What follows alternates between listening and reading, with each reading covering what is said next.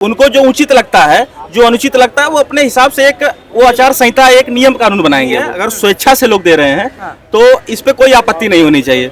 राम मंदिर ट्रस्ट को कोई आपत्ति नहीं होनी चाहिए। लोगों का जैसे एक श्रद्धा होती है, भक्ति होती है कि पुजारी पंडित को आदमी कुछ दे के एक उनका एक दान कर्तव्य पूरा होता है, तो इस पे पता है राम मंदिर ट्रस्ट को रोक लगाना ये सही चीज नहीं है।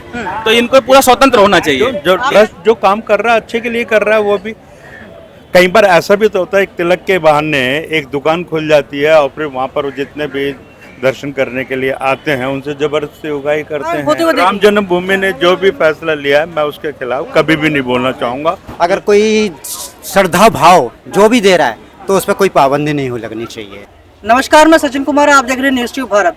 अब अगर आप राम मंदिर जाएंगे तो आपको चंदन का तिलक और चरणामृत नहीं मिलेगा, क्योंकि अब राम जन्मभूमि ट्रस्ट ने ये प्रतिबंध लगा दिया कि भाई अब चंदन का तिलक नहीं लगाया जाएगा, ना ही चरणामृत दिया जाएगा। क्योंकि अब जो जैसे चरणामृत दिया जाता था उसके बाद आप दक्षिणा देते थे, दक्षिणा पुजारी के पास रहती थी, वो दान पात्र में नहीं जाती थी।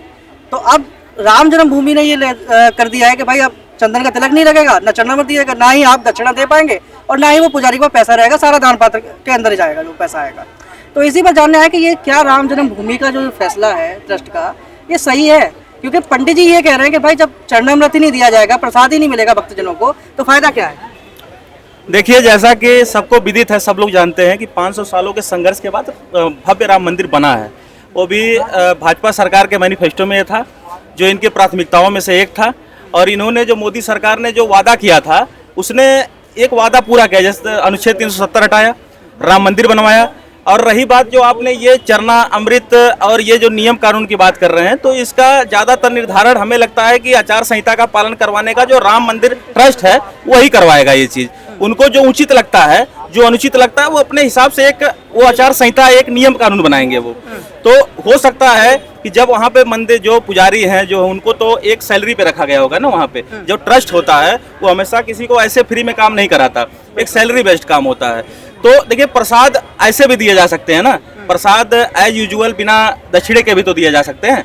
तो हो सकता है कि इन्होंने ये कल्चर को, जैसे कि लोग ये आरोप लगाते हैं राम मंदिर पे कि लोगों से अवैध वसूली हो रही है, ये हो रहा है, तो हिंदू धर्म इससे बदनाम होता है। लेकिन जैसे दक्षिणा की जो बात है वो आप स्वा से देते हैं, मतलब मतलब उस पर आपको कोई दबाव नहीं है। पंडित तो नहीं कह रहे हैं कि भाई दक्षिणा दो, वो तो भाई आपको तिलक लगा रहे हैं और चरणामृत, वो तो आपकी श्रद्धा भाव है कि भाई आप दक्षिणा निकाल के दे रहे हैं। तो अब इस पर मतलब कि क्या रोक है? मतलब कि अगर पंडित, अगर पुजारी जी को अगर पैसे मिल भी रहे तो दिक्कत क्या है?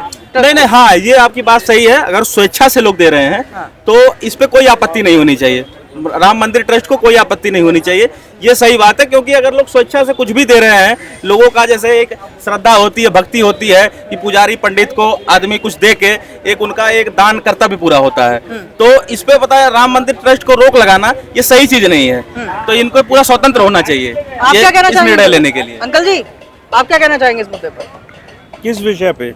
जिस तरह से राम जन्मभूमि ट्रस्ट ने ये रोक लगाई है कि चंदन का तिलक और चरणामृत नहीं दिया जाएगा भक्तजनों को। ये तो गवर्नमेंट का अपना फैसला है। गवर्नमेंट का नहीं, राम जन्मभूमि ट्रस्ट का। उनका अगर राम जन्मभूमि ट्रस्ट का भी है तो उनका अपना कोई फैसला है, मैं उसमें इंटरफेयर करने वाला। जैसे मान लीजिए आप ही राम मंदिर जा रहे हैं, हाँ ठीक है, आपको चंदन का तिलक नहीं लगाया गया, चरणामृत नहीं दिया गया, तो फायदा क्या है? मैं कोई माइंड नहीं करूंगा। माइंड नहीं करेंगे? बिल्कुल भी नहीं करूँ। क्यों?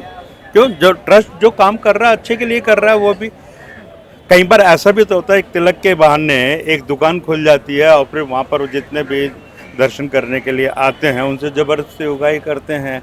तो वो चीज़ भी आदमी ऐसा इंप्रेशन लेके ना जाए तो ज़्यादा बढ़िया है। जैसे दक्षिणा जो दी जाती है ना अंकल जी, जैसे पुजारी को दक्षिणा जो दी जाती है और स्वेच्छा से देते हैं, लेकिन सब मंदिरों में एक जैसा नहीं होता ना। तो मतलब कुछ लोग ऐसे भी होते हैं जो लालच के नजर से मांगते हैं या जबरदस्ती करते हैं या आसामी देख के उसी हिसाब से बात करते हैं। तो जो राम जन्मभूमि ने जो भी फैसला लिया है मैं उसके खिलाफ कभी भी नहीं बोलना चाहूँगा। जो स्टेप लिया है बड़ा सोच समझ के और देखते हुए आगे अच्छे परिणाम के लिए ही लिया हो। आप बताइए कि ये ट्रस्ट ने जो फैसला लिया है कि भाई अब से